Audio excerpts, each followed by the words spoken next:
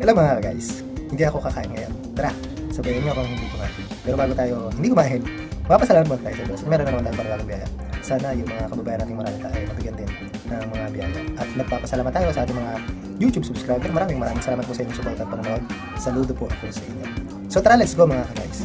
Hindi talaga tayo kakain ngayon, pero gusto ko lang kayong batiin na maligayang Pasko. Merry Christmas sa inyong lahat mga guys.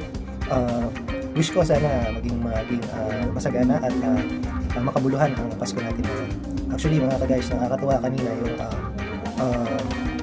preach ng isang pare na inatinan kong isa ng family ko na isang lesson sa atin na ang Christmas ay hindi para sa iyo, hindi para sa atin at hindi para sa lahat. Ang Christmas ay para sa Panginoon, para sa Diyos natin, dahil ang Christmas ay birthday ni Jesus Christ. So marami talagang tao na talagang abala, no, pagdating ng Pasko, para sa mga regalo, sa mga handa. Pero naisip natin, o hindi natin naiisip na ano kaya naman yung maireregalo natin doon sa may birthday, si Jesus Christ. So yun, ang ganda-ganda nung lesson na yun para sa ating mga kapatid. So sabi nga natin, at sabi nga sa bilin sa atin, no, na kung ano meron tayo ngayong Pasko ay papasalamatan natin yung biyaya na ito. Maliit man yan, malaki. Masarap na pagkain naman yan.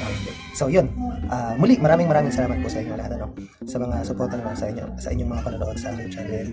Muli binabati ko kayo ng Merry Christmas and Happy New Year. Maraming salamat po. Take care and God bless you all guys.